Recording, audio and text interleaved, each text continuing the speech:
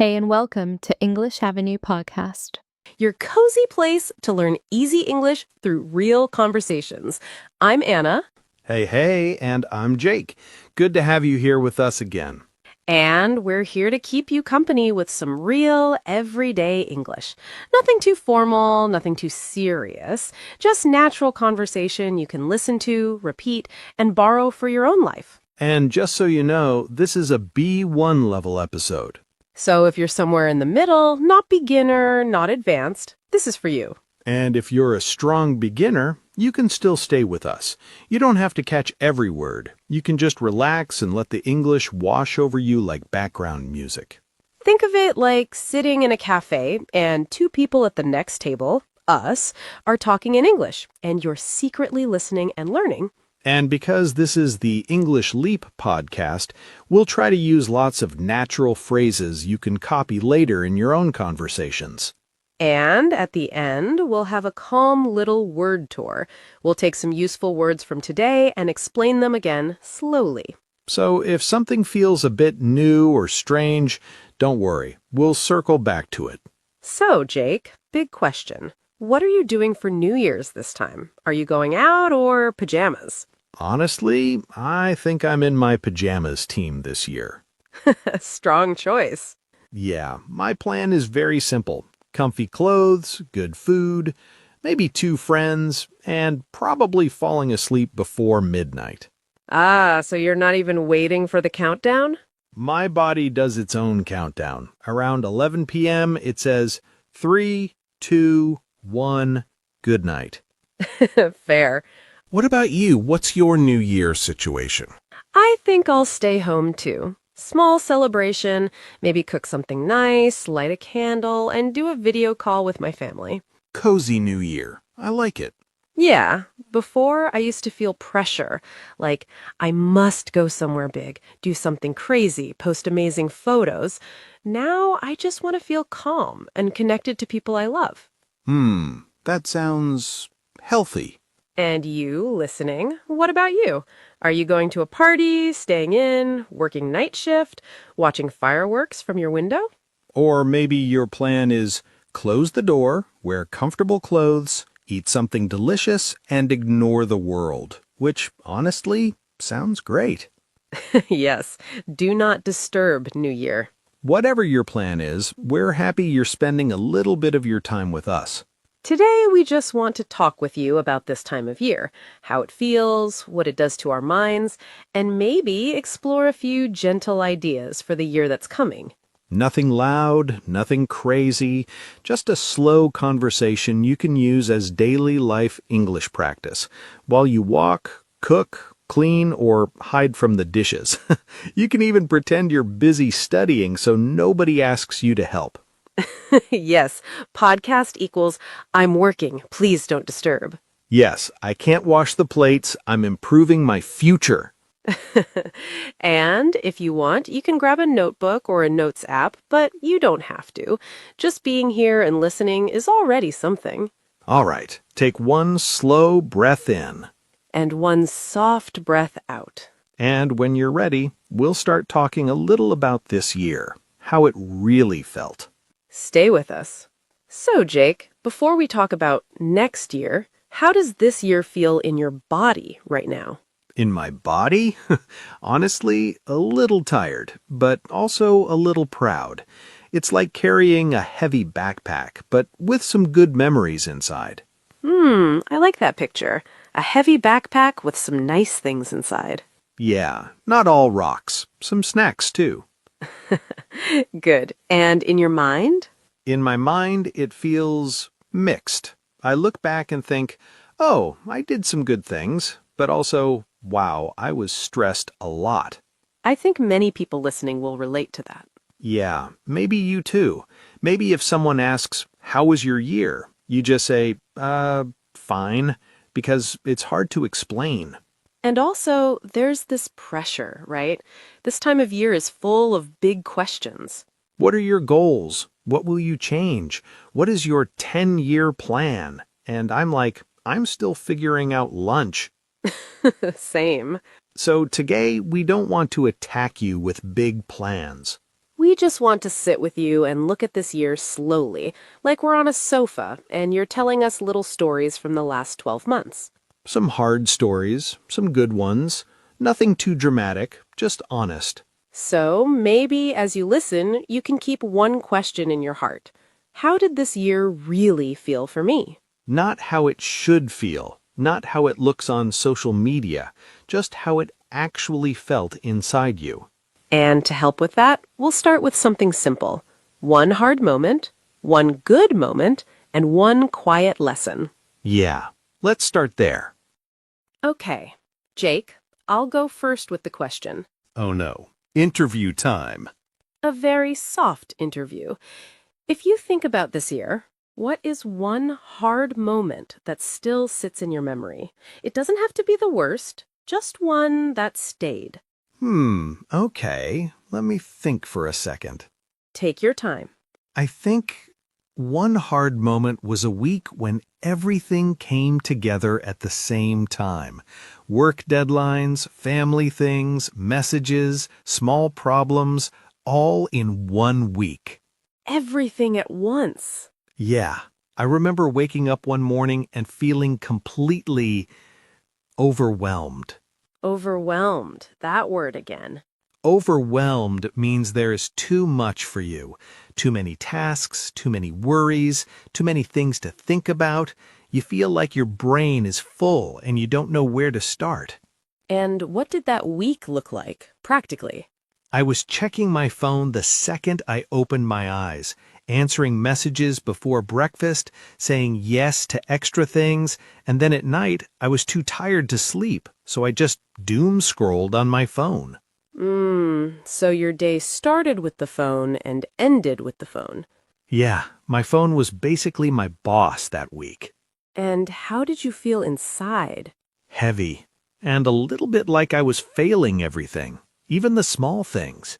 Maybe you know that feeling too. Not just busy, but really overloaded. Like life is saying more, more, more, and your body is saying, please, no. If you're listening and thinking, yes, that was me this year, you're not alone.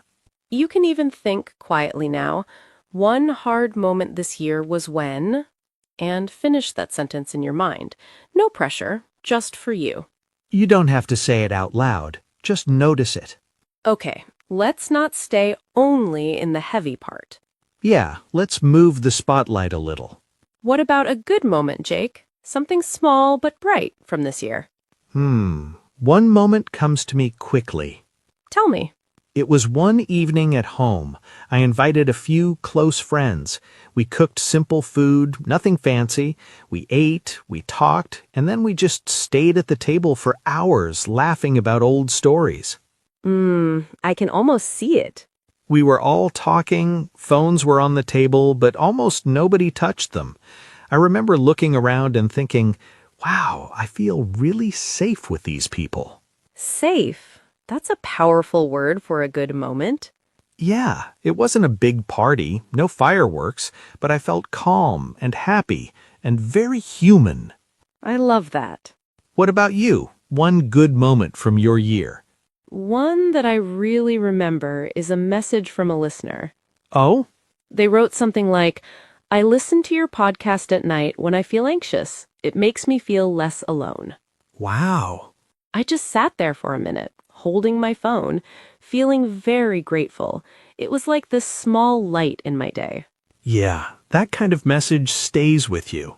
It made me think, okay, even if my episodes are not perfect, they are reaching someone's heart. Maybe you also had moments like that this year. Little lights, not huge events, just a coffee with someone, a walk, a joke, a success in English. Maybe the first time you ordered food in English and they understood you. Or the first time you watched something and thought, hey, I understood more than last time. If you want, you can think now, one good moment this year was when, and finish that in your mind. Let yourself remember it for a second. It's okay to smile about it. So, we talked about a hard moment and a good moment. Yeah, and when you put those two together, usually a small lesson is hiding between them. A lesson is just something life taught you, not from a book, from experience. So, Jake, if you think about your hard week of being overwhelmed and that calm dinner with friends, what did this year quietly teach you? I think it taught me that my time is not endless. Mmm. When I say yes to everything, I lose myself. And when I choose fewer, more meaningful things, like that dinner, I feel more alive. So something like, my energy is limited. I need to spend it on what really matters. Yeah, exactly that. I like that lesson. What about you? I think my lesson was that I don't need perfect routines to be a good person. Yeah, When my routines broke, I was very hard on myself. This year taught me it's okay to adjust. It's okay to start again. Small, kind routines are better than big, perfect ones that break. that's such a kind way to see it. Maybe you also have a little lesson from this year. It can be very simple. I learned I need more rest. I learned English feels easier when I practice a little every day. I learned I am stronger than I thought. If you want, you can think quietly, this year I learned that, and see what comes. It doesn't have to sound smart. It just has to feel true. Okay, so we've taken a small walk through your year, one hard moment, one good moment, one little lesson. In the next part, we can talk about the year that's coming, but in a gentle way. Yeah, no crazy new me plan, just a few soft ideas about what you might want to stop, keep, or begin. If that sounds good, stay with us. We'll go there slowly. Yeah, slowly is the key. We're not here to flip your whole life upside down in one episode. No life makeover in 10 minutes today. No, more like small, real changes you can actually live with. So, where do we start? I think we start with one simple question. What do I not want to carry into the new year? I like that. Like you're packing a suitcase for next year, and some things are just too heavy. Exactly. You don't want to cross the new year border with the same emotional baggage if you can put some of it down. Emotional baggage. Yeah, those invisible heavy suitcases. So maybe we can talk about one thing to stop. Not 10, just one. Yeah, one thing that is quietly poisoning your energy. Strong word, but true. For me, we already mentioned it a little. I want to stop turning my phone into a stress machine. A stress machine. Yeah. Especially at night. When I stay in bed and doom scroll, I can feel my brain going into a negative spiral. Spiral, like going round and round and down. Exactly. I start with, I'll just check one thing, and 20 minutes later, I'm reading some random argument in the comments and feeling annoyed for no reason. We've all been there. So one thing I want to stop is letting my day end in that way. I don't want my last thoughts before sleep to be drama from strangers. That takes a toll on you. Takes a toll. Yeah, it slowly wears you down. For me, I think I want to stop being on autopilot with some of my habits. Autopilot how? You know when you do things without thinking. Open the fridge, open your phone, open another app. You're not really choosing, you're just running old programs. Yeah, like your body is moving, but your mind is checked out. Exactly. I don't want to live the next year half asleep like that. I want to notice what I'm doing. Maybe for you, stop is something else.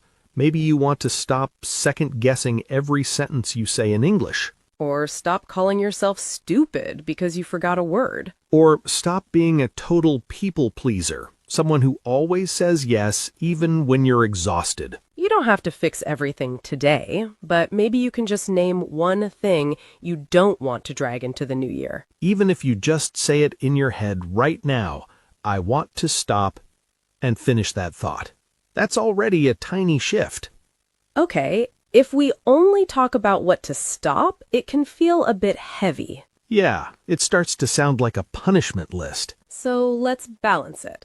Let's talk about something you actually want to keep. I like that. We forget that some things are already working. For me, I want to continue my little evening wind down time. What does that look like? It's very simple. I dim the lights, make some tea, and read a few pages of a book. No phone, no notifications. Just a soft landing for my brain. A soft landing. I love that. Like your day is a plane and you don't want to crash into the pillow. Yes, I want to land gently. And when I do that, I sleep better. I wake up less frantic. Less frantic, less rushed and panicked. Exactly. So that is something I really want to protect next year. For me, I want to continue my tiny walks. The 10-minute ones you mentioned? Yeah, just going outside with no goal, no big workout, just moving my body, looking at the sky, letting my brain reset. Reset is a good word. Those walks feel small, but they add up. In the long run, they make me calmer and less reactive. Maybe you also have something that lights you up a little or keeps you sane. It might be listening to English podcasts on the bus, writing a few lines in a journal, talking to one friend who really gets you. You don't have to reinvent everything. Some things deserve to stay. So you can quietly ask yourself, what do I want to continue? What is already good for me? And then there is the fun, scary word, start. Yes. Start can feel exciting, but also intimidating. Especially if we make it too big. I will start waking up at 4 a.m. and completely transform my life. And then by January 5th, we are negotiating with the alarm like it's a dangerous animal. Yes, I respect you, but please stay away. So when we talk about start here, we mean something small, a bite-sized start. For me, I want to start talking to myself in English a little more. Oh, I like that. I already do it sometimes, but I want to be more intentional. Maybe when I'm cooking, I can describe what I'm doing.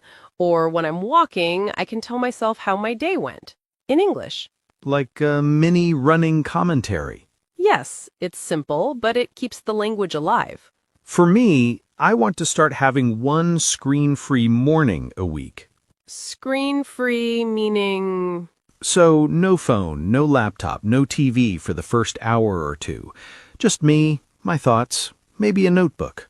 That sounds peaceful. I noticed that when I start the day with screens, my mind feels crowded. When I start the day offline, I feel more grounded. Grounded. More stable, more calm. Exactly. So that's one small experiment I want to start. Not every day, just once a week. Maybe you also have a little idea like that. Something you've been postponing forever. Maybe you want to start sending one voice note in English every week, or start reading one short article on Sundays, or start saying no sometimes to protect your energy. It doesn't have to sound impressive, it just has to feel possible. Yeah, something future you will be quietly grateful for. You don't have to decide right now, but maybe something is already knocking on the door of your mind like, hey, it's time. If you feel that little knock, just notice it. You don't have to announce it on social media. Just keep it in your heart. So if we look at this together, it's simple, right? Yeah, one thing to stop, one thing to keep, one thing to start. Not a revolution, just a quiet upgrade. And all of it in English. You're not only planning your life, you're also training your language while you listen. In a moment, we'll do a little word tour and walk through some of the stronger words and phrases we used. We'll explain them slowly with easy examples so they can really stick in your mind. But first, maybe just take one quiet breath and notice if any stop, keep, or start idea is gently sitting with you. You don't have to fix your whole life today. You just have to show up for yourself, a little bit. And you already did that by listening this far. Okay, let's go on a little word tour together. I like this part. We slow down and look at some of the words we used like we're holding them in our hands. Yeah, no pressure, just listening is enough. Let's start with a big feeling word we used a few times. So first, overwhelmed. Yeah, that one came up when I talked about my busy week. When you feel overwhelmed, it means there is too much for you. Too many tasks, too many messages, too many emotions, all at the same time. Your brain feels full. You don't know where to start, and even small things feel heavy. For example, I felt overwhelmed at work last month because everything was urgent. Or when I try to do too many things in one day, I get overwhelmed and then I do nothing. And connected to that, we use the word doom scrolling. Yeah, I think many people know this one, even if they don't know the word. Doom scrolling is when you keep scrolling on your phone, usually reading negative news, comments, or sad stories, and you feel worse and worse, but you still keep going. It's like your thumb is on autopilot, but your mood is going down. For example, I stayed up late doom scrolling and then I couldn't sleep. Or, I stopped doom scrolling before bed because it made me anxious. That brings us nicely to the next word, autopilot. Yeah, you used this when you talked about habits. An autopilot is when you do things without thinking, like a plane flying by itself. Your body moves, but your mind is not really choosing. You open the fridge, open your phone, open an app, and you don't even remember deciding to do it. I was on autopilot and just opened Instagram without thinking. Or, I don't want to live on autopilot. I want to make conscious choices. We also used the phrase emotional baggage. That image of a suitcase. Emotional baggage means old feelings, pain, fear, shame, that you still carry in your heart from the past. Like a heavy bag you bring into new situations, even when it doesn't belong there anymore.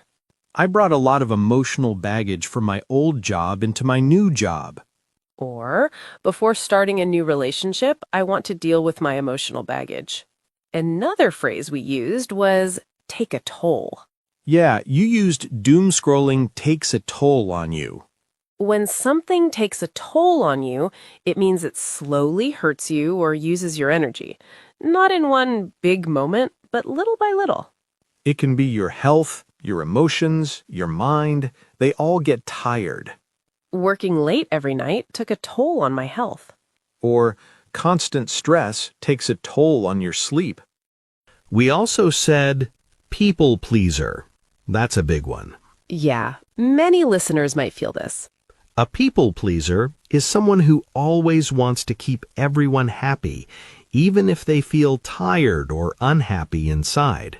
They say yes when they want to say no. They feel guilty when they take time for themselves. I used to be a people pleaser and agreed to every request. Or, I'm trying to stop being such a people pleaser and respect my own limits. Then we had a softer phrase, wind down time. Yeah, your evening ritual. To wind down means to slowly relax after a busy day, to move from busy to calm. It's like turning the volume down on your mind. I like to wind down with tea and a book before bed. Or, a short walk helps me wind down after work. Connected to that, we said reset. Yeah, your tiny walks were a reset. To reset means to start fresh again, like pressing a small restart button for your brain or your day. You don't change your whole life, you just give yourself a small, fresh start. A quick nap helped me reset in the afternoon. Or, I like to reset my mind by turning off my phone for 1 hour. Then there's a cute one, bite-sized. Yeah, I love this word. Bite-size means very small, small enough to eat in one bite. We use it to talk about small pieces of work, small goals, small actions. But bite-size habit is easy to start, easy to repeat. I study English in bite-sized chunks of 10 minutes. Or instead of one big project, I made bite-sized tasks for each day. Next word, frantic. Strange little word, but kind of beautiful, isn't it? Frantic means very stressed and rushed, like you're running inside your own mind. It's more than just busy. Busy can be normal. Frantic feels like you're in a hurry and your brain is jumping everywhere. For example, I woke up late and my morning was frantic. I couldn't find my keys, I spilled my coffee, and I missed the bus. Or, I don't like frantic mornings. I prefer to wake up a little earlier and move slowly. Another good word, intimidating. Yeah, I like this one. It sounds strong. Intimidating is when something makes you feel small or scared inside, not in a horror movie way, but in a confidence way. You think, this is too big for me, I'm not good enough. It can be a person, a situation, or a task. Speaking English in front of native speakers felt intimidating at first. Or, the idea of changing my whole routine is intimidating, so I started with one small habit. The next word is negotiate. To negotiate means to discuss something and try to reach an agreement. You give a little, the other person gives a little, and you meet in the middle. We used it in a funny way with the alarm clock, like you're negotiating with the alarm. I tried to negotiate my salary with my boss. That means you discussed the number and tried to find a better one. Or, I negotiate with myself. If I study English for 20 minutes, then I can watch a show. Next, a strong word. Poisoning. Yeah, it sounds dramatic, but it's useful. We usually know poison as something that can make your body very sick, but we can also use it in a more emotional way. When we say, this is poisoning my energy, we mean it is slowly making you feel worse inside. It's bad for your mind or heart. Constant negative self-talk is poisoning my confidence. It means your own words are hurting you. Or, that toxic friendship was poisoning my peace, so I took a step back. And the last one, I really like this. Grounded. Me too. It feels safe. When you feel grounded, you feel stable, calm, and connected to yourself, not flying all over the place in your mind. Like your feet are on the ground, even if life is a little crazy. After my screen-free morning, I felt more grounded. Or, talking to my best friend makes me feel grounded again. So those were some of our little word friends from today. You don't have to remember all of them perfectly. Even if just one or two stay with you, that's already progress. Maybe you can choose one word and use it later in a sentence. For example, tell a friend, I feel overwhelmed, or I'm trying to stop doom scrolling, or I want more grounded mornings. Or you can write one simple line in your notebook with your favorite word from this episode. And if you want to practice more, you can listen to this episode again on another day. The second time, your brain will catch things it missed before. That's how language grows, slowly, quietly, with repetition. Okay, I think we can land the plane here. Soft landing, not a crash. Yes, a soft landing. Thank you for spending this time with us at the end of your year or the beginning of a new one. We hope you feel a little less alone and a little more kind to yourself. Remember, you don't need a perfect plan. One thing to stop, one thing to keep, one thing to start is enough. This is Anna. This is Jake. And you've been listening to the English Leap podcast. Take care of your energy. And we'll talk to you in the next episode. Bye! Your progress doesn't end here. To continue advancing your English skills, click on the next video or explore the additional videos we've thoughtfully selected for you.